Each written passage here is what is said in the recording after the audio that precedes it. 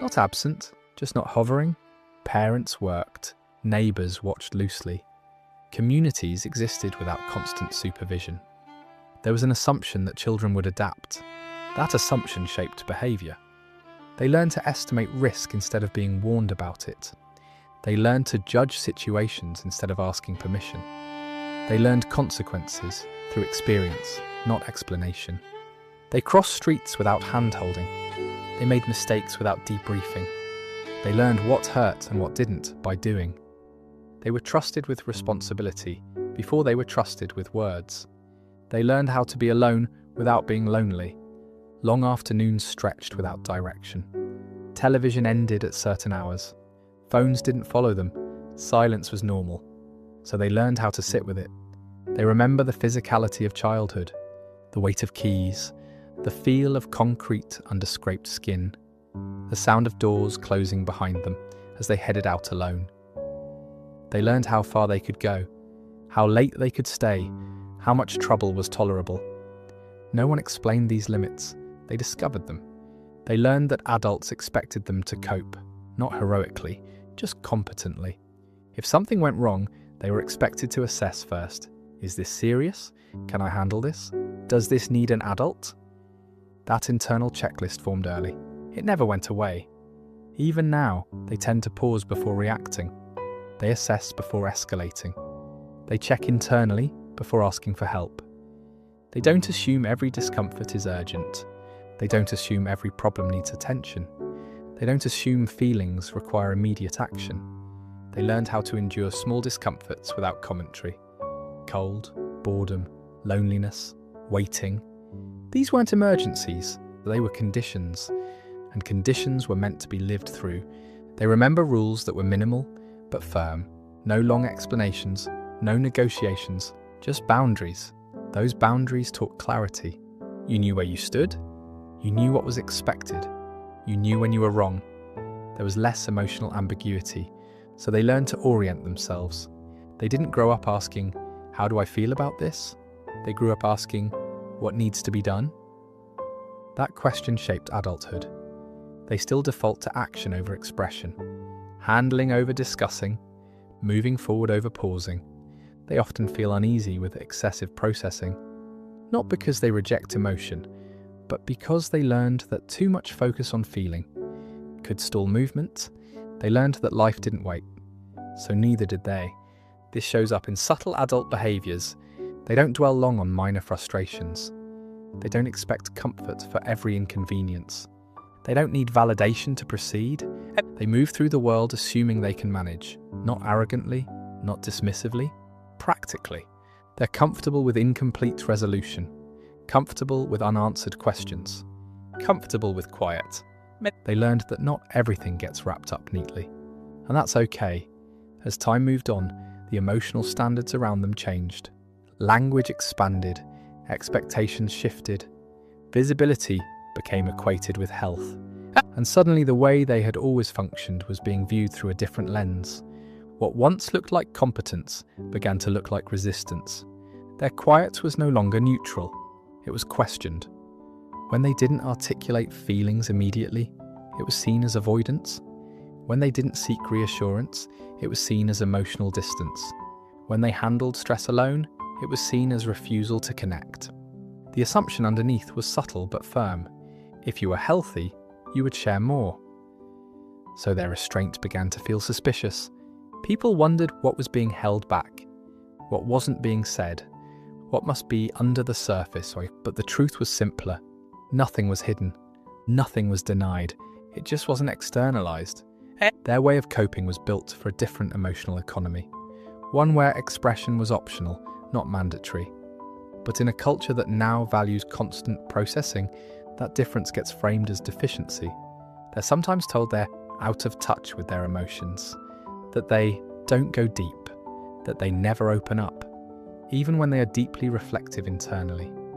Their internal dialogue goes unseen. Their private processing is discounted. Their quiet clarity is overlooked. Because it doesn't announce itself. There is also a generational misunderstanding around vulnerability. For many who grew up in the 1970s, vulnerability wasn't a performance. It wasn't something displayed publicly. It wasn't something rehearsed. It existed, but privately. So when modern conversations ask for vulnerability on demand, it can feel artificial rather than freeing. Not threatening, just unnecessary. And that refusal to perform vulnerability is often misread as emotional avoidance. They're sometimes pushed to talk more, to share more, to let people in. As if connection only exists through disclosure. As if trust requires narration. But for them, trust was built through consistency, through showing up, through reliability, through handling things without spectacle. That difference in how trust is expressed creates friction. They may feel misunderstood without being offended, judged without being defensive, misread without feeling the need to correct it. So they remain quiet, which only reinforces the misunderstanding. Over time, this dynamic can lead to a subtle role assignment. They become the strong one, the low-maintenance one, the one who doesn't need much. And because they don't protest that role, it sticks. Their needs are assumed to be smaller. Their limits are assumed to be wider. Their capacity is assumed to be endless. Not because they asked for this, but because they adapted early, and adaptation gets mistaken for immunity. They're rarely asked how things affect them, rarely checked on emotionally, rarely offered softness, because they appear to have learned how to stand on their own. And standing quietly over decades has been misread as standing effortlessly. To understand the psychology of those who grew up in the 1970s, it helps to understand the tempo of that era. Life moved slower on the surface, but demanded quicker adaptation underneath. There were fewer explanations, fewer instructions, fewer emotional safety rails, so children learned to read situations instead of relying on guidance. They became sensitive to context. They noticed tone, they noticed timing, they noticed when something required action and when it required patience. This kind of attunement didn't come from conversation, it came from observation. They watched adults handle stress without discussion. They saw problems addressed practically. They absorbed the idea that emotions existed, but action came first. This shaped a nervous system that learned to wait before reacting. Instead of immediately seeking relief, they learned to tolerate internal states. Anxiety didn't signal danger right away. Sadness didn't demand intervention. Discomfort didn't mean something was wrong. These states were familiar. They had lived inside them before, sometimes for hours, sometimes for days, and had survived without explanation.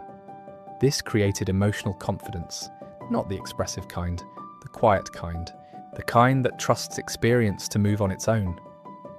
They learned that feelings change without being named, that clarity arrives without being chased, that time itself can regulate. So as adults, they don't rush the emotional process. They don't demand immediate understanding. They don't panic when things feel unresolved. They don't assume discomfort means failure. This can look like emotional distance to others, but internally it feels like familiar ground. They are not disconnected from emotion. They are acclimated to it.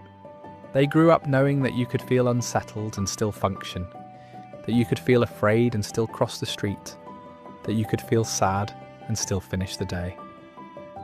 This separation between feeling and function became foundational. Emotion did not control behavior.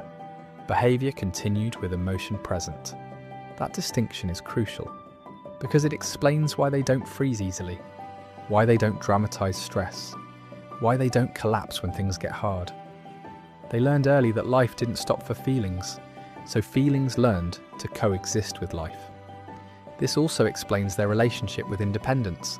Independence for them was not ideological, it was practical. You walked because no one was driving you. You waited because no one was coming yet. You figured it out because no one was explaining it. So independence became normal, not exceptional. And when independence is normal, asking for help feels optional rather than urgent. Not because help is rejected, but because self-trust exists. They trust their capacity to manage first.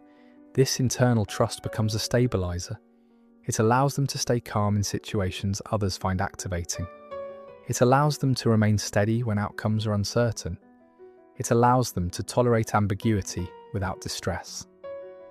Their nervous systems were shaped by repetition, repeated experiences of handling things alone, repeated proof that discomfort passed, repeated evidence that waiting worked. So they don't interpret stress as threat as quickly. They don't interpret emotion as emergency. This is why they often appear grounded. Their baseline includes fluctuation. They expect life to feel uneven at times. They expect things to be unclear. They expect periods of waiting. And because they expect it, they are not destabilized by it. Their psychology is not rigid. It is resilient through familiarity. They are not resistant to change. They have simply lived through change without constant commentary. So they carry an internalized belief. I can manage this, not because it's easy, but because it has been manageable before, many times. You are allowed to let your way of being remain intact. You are allowed to trust the quiet strength you built before language was required. You are allowed to keep your inner life organized internally rather than externally. You're allowed to let experience move through you without commentary.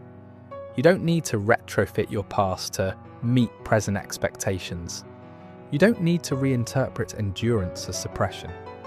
You don't need to explain why silence feels natural to you. Nothing was wrong with the way you learned to cope. It worked. It carried you through long afternoons, through uncertainty, through boredom, risk, waiting, and change. It shaped a steadiness that doesn't announce itself. You are allowed to keep that steadiness. You are allowed to handle difficulty without narration. You are allowed to feel deeply without display. You are allowed to process slowly, privately, in your own time. You don't owe immediacy to your emotions. You don't owe visibility to your resilience. You don't owe translation to your silence. You are not obligated to perform vulnerability to prove depth. You are not required to externalize feeling to validate it. You are not behind because your strength looks understated. It is enough that you learn to stand on your own. In a world that trusted you to do so, you are allowed to carry that trust forward, quietly, without defense, without revision, and nothing about who you became needs to be explained in order to belong.